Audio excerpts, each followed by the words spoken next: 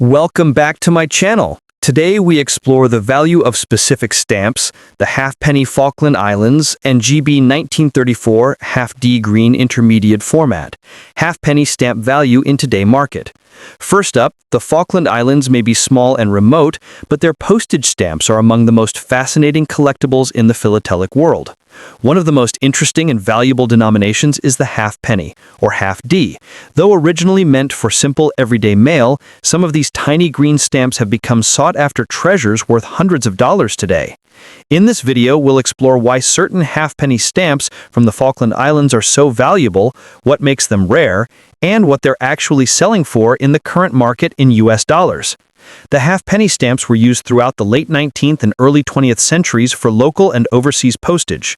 Because they were the lowest denomination, millions were printed and used, which means most are worth very little today. However, there are exceptions that turn a simple stamp into a collectible gem. The key is rarity, historical context, and condition. Among the halfpenny issues, one stands far above the rest in both fame and value: the 1891 bisect provisional issue. During 1891, the Falkland Islands Post Office faced a shortage of halfpenny stamps.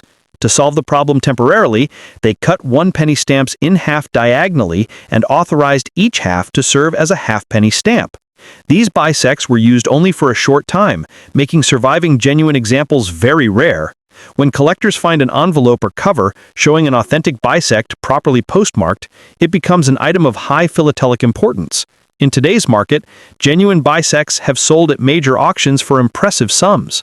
For instance, Cherrystone auctions recorded an 1891 halfpenny bisect that sold for around $200,000, while other examples with clear cancellations and certificates have realized between $250,000. A past listing on Stamp Auction Network showed one bringing about £500, which converts to roughly $670 at current exchange rates. Of course, not all bisects are created equal. Condition plays a major role. A perfectly preserved cover with a clear postmark and proper postal use commands top prices, while a damaged or doubtful example might bring much less. Expertization, having the item verified by a recognized authority, is essential, since forgeries and unofficial cuts exist. Beyond the famous 1891 bisect, collectors also pursue the early Queen Victoria and Edward VII halfpenny stamps. These are not as rare but still interesting. Mint examples in fine condition, especially those with clear colors and full gum, may sell between $1,000. Exceptional pieces, or those with unusual shades or printing errors, can sometimes reach the low hundreds. While most used examples are only worth thousands of dollars, condition and cancellation can add modest value.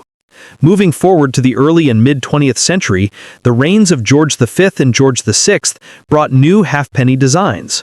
In general, these are common and inexpensive, often selling for less than $20. However, certain variations, such as specimen overprints, imperforated pairs, or complete sets that include the halfpenny denomination, can surprise collectors with higher values. Specialist auctions have recorded specimen sets from the 1938 to 1950 series fetching between $400 and $1,400, depending on completeness and condition. It's worth noting that when people hear about valuable Falkland Islands stamps, they often think of the famous 1933 centenary issue. Those high-value stamps, especially the £1 denomination, can reach several $1,000s. But they are not halfpenny stamps. The humble halfpenny occupies a quieter but still significant place in the market, where realistic values usually fall in the range of thousands of dollars rather than the five-figure sums associated with rarer high denominations. If you want to estimate what your own Falkland Islands halfpenny stamp might be worth, the first step is proper identification. Determine the exact issue by looking at the monarch's portrait, watermark, perforation, and color shade. Then examine condition. Check for tears, thins, stains, or heavy cancellations, all of which reduce value. Mint examples should have undisturbed gum.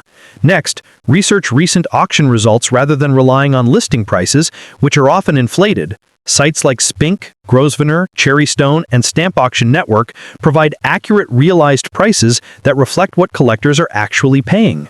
Finally, for any stamp you suspect may be valuable, especially